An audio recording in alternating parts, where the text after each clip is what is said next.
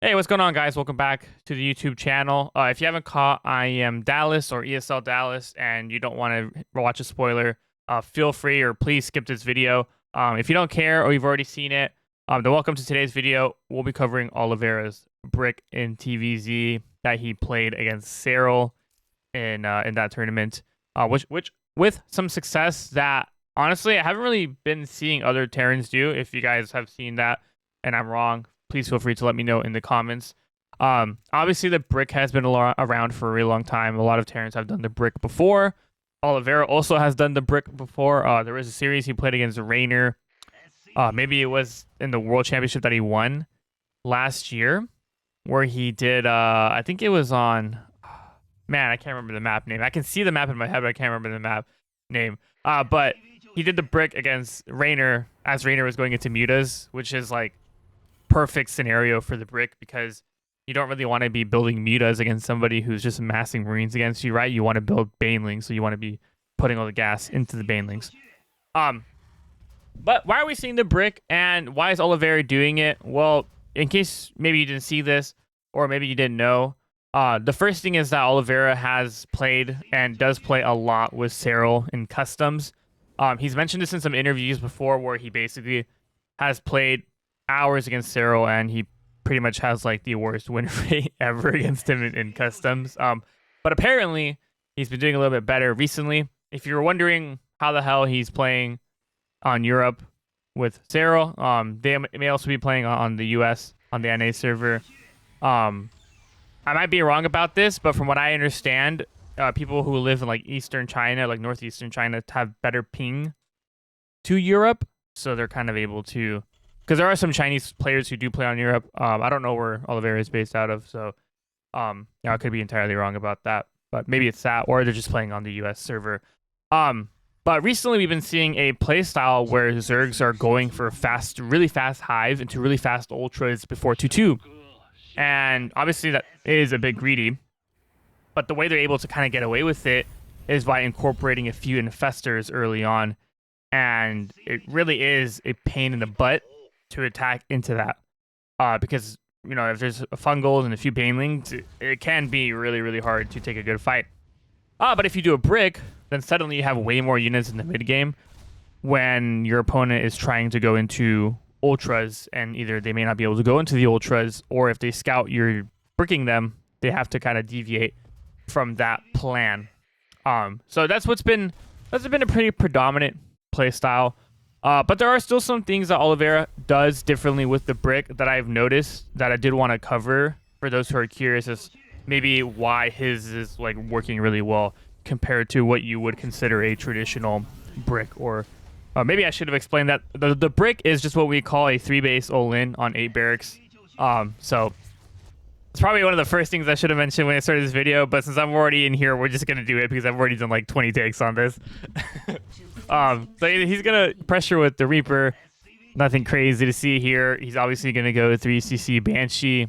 And that's where really you start to see the first sort of change there, is that he'll actually go 2 Banshees, but no cloak. Okay, so he's cutting back some cost. And that's important because the brick really is expensive to sort of set up as you're setting up your third base. You're building up that worker count to that 65 SCV count or so before you start pumping out Marines. So whatever you can cut out earlier on really helps. And let's talk about this. So 2 things here. Obviously, Cyril is insanely good at scouting. That's he's able to basically just scout what's happening and then have the perfect counter to it. And he's always able to scout. And so it's really hard to throw tricky things at him because he just always scouts. And you might be thinking like, well, doesn't like everyone scout, right? Like if you're a pro gamer, you're a pro Zerg player, pro S player, you're probably going to scout, right? Honestly, a lot of people, in my opinion, are not as thorough with the scouting. And with Terran, you can really change a couple of things to really help amp up certain aspects of your build. Like, for example, what I talked about with the cloak, skipping out on the cloak might get you something else a little bit sooner, let's say, right? Because it's 100 minerals, 100 gas. But what we're going to see here is no cloak, but he's also going to build 2 Marines before he starts Attack Lab. If you play 3cc Banshee, you'd build the 1 Marine early on, right? And then you would grab Attack Lab on this, and you would go for Stim. But he's not going to do that. He's actually going to go for 2 Marines. And the reason why he's going to go for 2 Marines, as I'm sure you can guess, is that he wants to kill the Overlord. So he wants to be able to snipe the OV. And 2 Marines does kill an Overlord relatively quickly, okay, compared to 1 Marine. So that's what Oliveira is going to do here. And as you can see, the way he positions it, he's going to start this upgrade to make it look like he's building Cloak. That's also important too because Matrix is actually cheaper than the Cloak upgrade is. So he doesn't even necessarily need to start Cloak. He could do the cheaper upgrade. And he just wants to make it seem like he is going for the Cloak Banshees and force some Spore Crawlers, force a little bit faster layer or some Overseers, something like that. Besides the 2 Marines and the Cloak, the other thing I've noticed that he actually goes for 8 Hellions. Which to me is very interesting because with 8 Hellions, you're delaying the swap on this. And maybe extra barracks, right? Because if you stop at 6, you just add the 2 barracks sooner. My personal theory on this is that it lets you pressure more consistently with the Hellions, specifically the creep, right? 6 Hellions can get surrounded and 6 Hellions can get shut down, but having the 2 extra Hellions really adds a lot of buffer that the 6 doesn't offer. And because you have that extra buffer, you can kill more lings. You might force more lings from your opponent, or you're simply put, you're just able to clear out this creep and deny it way better, which, by the way, is what you really want to do if you're going to brick somebody, right? Because you don't want to be walking across the map doing an all-in, and there's like an insane amount of creep. So that's really important. Another thing worth mentioning here is barracks placement. I like that he puts these barracks here because it also makes it so that these units come down faster, right? They don't have to walk all the way from the main. They can rally across the map sooner because they're going to be able to hit that wall, that natural wall, a bit faster. He's going to pressure with Banshees, but he's not really going crazy. He's not really going for drones, right? It's just without the Cloak, you're just going to be taking him more damage, right? Pretty consistently. He's going to drop a 3rd Rax here. Notice that Cyril not only didn't see that barracks, but the scouting got denied here again with the unit placement. And we have an extra depot in the front to scout extra units coming in.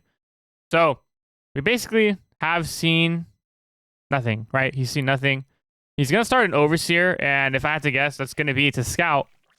But this brick is going to be online in about a minute and a half or so. So it's gonna start ramping up here, and it may be a little bit too late. Extra barracks the natural, or sorry, in the main.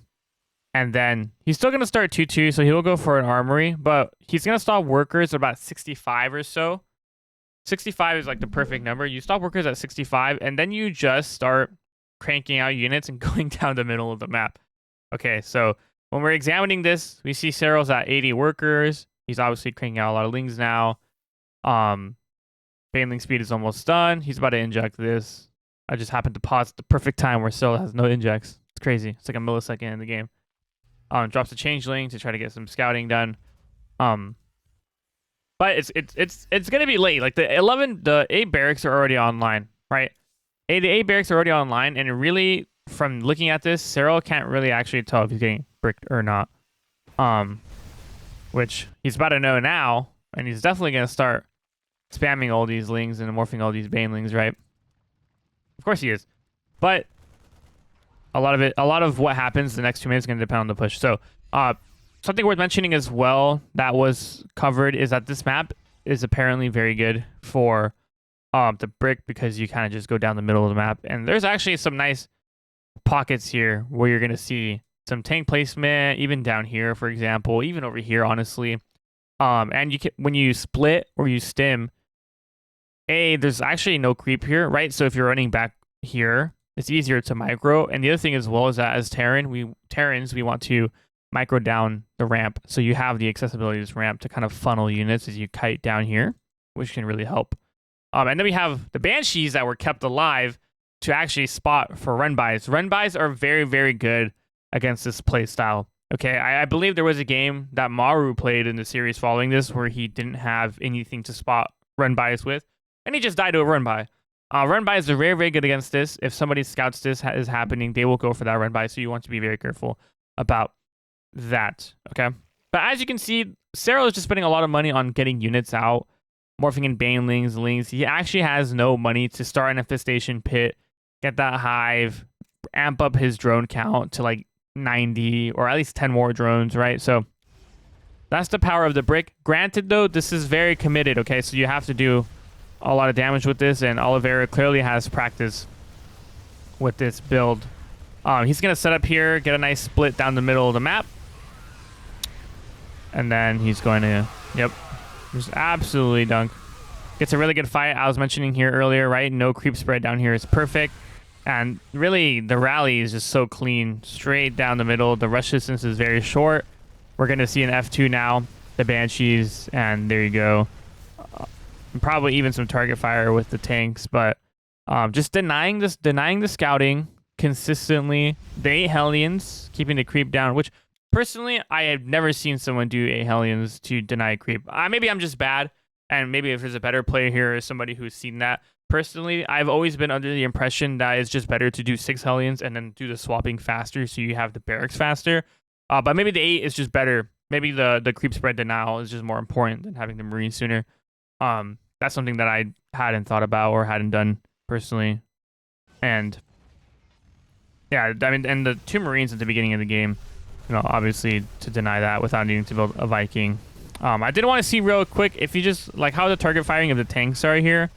Obviously, the Hellions being Hellbats later is very nice. And let's see. Looks like he targets some Banelings here. We can see that right there. This is actually probably, if we're discussing the micro of this fight, because I think it's worth explaining. If you don't have 2 army control groups, this is really hard to do because you just cannot target fire well enough. You'd have to basically click the tanks and then click the tanks on the Banelings as you're trying to split your Marines and micro them. Pretty much impossible. So if you're wanting to do this, please, please, please, or if you don't do this, please have 2 army control groups. It's gonna actually change your micro forever. Target firing the tanks on the Banelings is so important. Even if you're not doing this build, if you're just playing normal opener or in any game, really in any game, even in TBT and TVP as well, target firing tanks is gonna just like improve your micro so much. You'll notice a huge difference in the fights that you take because of it. And man, the pocket right here is really nice. You can't get us around on the tanks, and it's a good anchoring point. But with that being said here, this is a great example. Let's go ahead and dive into the other game where there is a much different scenario or a very different circumstance happening. All right, lads. Magic. We're here in the other game. I just paused OBS. I actually don't even know how that looks. So if it's like really weird, maybe I won't do that again. But here we are in the second game, or the second example that I want to show you guys. This is on Golden Aura. Personally, not a huge fan of this map in TVZ. I just really don't like dealing with this open stuff, especially when I'm trying to take a 5th. Like, this is so far, and it's just very easy to get surrounded. I'm going to go ahead and kind of fly by this first part here because it's going to be the same as the previous game. Oh, actually, it's not. We're going to have 2 Marines first to deny some scouting. I lied. And here we go. We're looking for some overlords. Can't find some overlords. That's okay. But now we have 2 Marines present. Okay, now, obviously, this does mean that we are susceptible to early game aggression, namely roaches, right? We're not really able to scout. So it's a little bit of a gamble, but the whole, you know, getting all in is also a gamble. Or all-inning someone's also a gamble, right? Because you might just be all-inning somebody who's playing very safe. I don't really think Cyril does anything really quick. He might do something like 5 minutes, but I wouldn't really consider him somebody who does something super crazy early on. But he definitely can. We got the 2 Marines already. We're gonna see them started here, and again, note the placement here of the Marines, guys. Really important for denying that scouting. He's gonna keep his Hellions here. I feel like he must be waiting for a Zergling, or must have been waiting for a Zergling. Cyril's really smart, though, because he's going to see the Hellions run by, and then he's going to come in, but the Banshee denies the scouting. So notice he does not send that Banshee straight across the map. He's going to wait for the 2. Generally speaking, that's what you want to do anyway when you're playing 3cc Banshee. So in that regard, nothing's really changed there. But he'll go ahead and land his 3rd. Obviously, he scouts the roaches, and this is where we see the extra barracks coming up, the double eBay. getting ready for that brick. He's going to pressure with these Banshees. 8 Hellions again. We're going to scout that Overseer. And here what I'm wondering is how we're going to do the Marines things. Okay, so he goes instantly for the denial. And then as soon as he kills it, he adds the extra barracks. What do you know? And then he kills the Changeling there. So, like, being able to do all that is definitely not easy. I could tell you, obviously I'm not the best player, but I would definitely miss, like, tons of Changelings going through my base like that. So it's really important that he denies that scouting and then he just goes for this again. Now, Sero could go for an Overseer again and run the Overlord, run the scouting again. He's not, which, to be honest, I feel like maybe it would be worth it. I'm not entirely sure. But if you notice something different from this game compared to the last game, it's that he definitely has more drones. Way more drones. I think the threat of a brick is a little bit worse on this map. As you can see, from natural to like the third, it's a bit farther, right? It's much farther. There's no like, you don't walk through a tower which will give you vision as you're moving across the map, and that tower also isn't located in a choke point. So for Cyril, I think the brick on this map just like is it possible? Yes, but isn't necessarily the best map for it? Also not. So I think in his mind, that's how he's seeing it. Like, and also again, I'm saying all this stuff, but at the end of the day, they're the ones that have played the most games against each other. So if there's any metagaming going on, I couldn't tell you about that. I don't have any information about that. So just keep that in mind, that there could be like Oliveira never really does this on this map in customs, and then suddenly he does it, or, you know, something like that. You just want to be thinking about that when you're examining these games. The other thing to mention as well is that we actually have Marauders this time, which I found a bit interesting. If you guys, as you guys heard me say earlier, Marauders are a bit more expensive, so it's a bit harder to amass sooner. We're also actually supply blocked, looking at this now, which is pretty crazy that this still worked while being supply capped. We're at 65 workers again, okay? Which is, like I said, is pretty much where you stop building SCVs.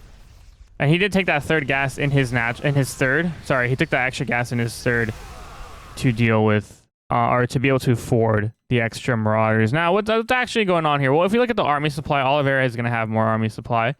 Cyril is getting that 830 Ultralisk Cavern, right? He's got 2-2 on the way. He's got +2 melee on the way. But he's definitely down on supply. He does have Vipers, which is very nice, but he's down on supply. And Oliveira already has the Marauders to actually deal with Ultras. So it's not like the Ultras pop and I'm stuck on Master Marines. It's like the Ultras pop and I have 8 to 10 Marauders. I have more Marauders on the way. And then I also have 2-2 coming along. So he's still getting 2-2 with this. He's going to shut down this top side, which is a Hellbat push. And the reason why this works, and the reason why maybe in this game he's actually splitting off his army, is because with the Roaches now included in Cyril's army, that's a bit more expensive, and the Vipers as well. So he's not able to max out on Purling Bane or amass Purling Bane. And Roaches, generally speaking, are just worse, right? So if you're forced to split up Roaches, it's really not that great. And that's the nice thing here. Obviously, I would say that this even is a bit of a mistake. Maybe he could have waited on that. But also, like, his Banelings are right there, so then not saving those might have been bad too. I know, he's just going to crank out Marauders. Look at that. Marauders for days. So he's going to build Marauders, he's going to build Marines, and he's just going to run it down the middle again. In an open area, we're going to see him reposition some tanks. I really like this tank placement. I think it's great. A little bit far, but during a fight, it might be good. There's that run by that we were talking about, so always be mindful if you're going to do this. You know, depending on the level that you're at, run bys are a pretty common reaction to this. So if you're timing to Masters, I definitely would consider trying to set up some sort of vision there to scout that. The Ultralisk pops, but look how fast it dies. Look how fast it dies. Now, Kindness isn't done yet. That's true. So even if there was only Marines here, it would have taken a lot of damage still. But it's the Marauders that make a huge impact. So when you're doing this brick, you really want to adjust that. Like if you see Roaches, you see Ultras coming out, you see that as an option, adjust your composition to include Marauders, okay? And there you go. He's going to keep kiting, takes a nice fight down here. This is where the 2-2 is really starting to shine, by the way. Right, the Roaches and the Ravagers don't have attack upgrades, so they're not really going to be doing that much damage unless the Biles connect.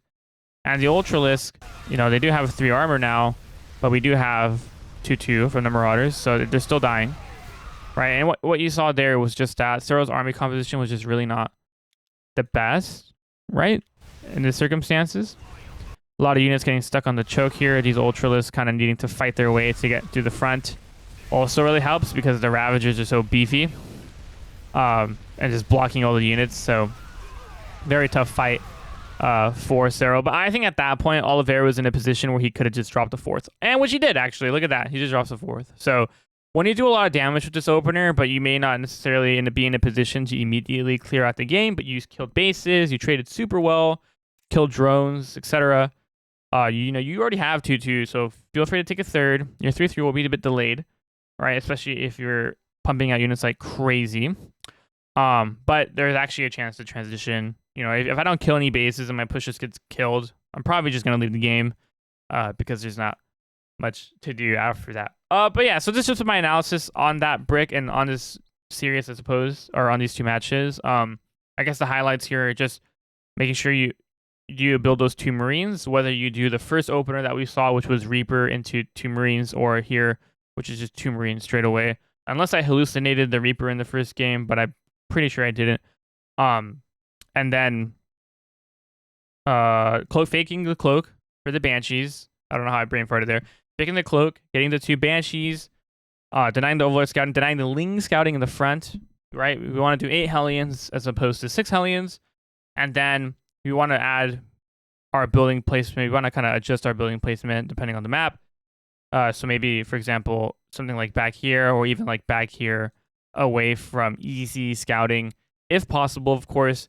And then lastly, just adjusting depending on what you see. So if we see, you know, roaches or ravagers, feel free to make these extra barracks tech labs and start your 6th, 7th, and 8th barracks, make them tech labs and pump out some Marauders. But yeah, that's pretty much it for this video, guys. If you guys have any questions, or if I missed something, or just comments in general, please drop them below. I'll definitely reply to you guys. And yeah, that's pretty much it for this video. Hope you guys enjoyed it, and I'll catch you guys in the next one.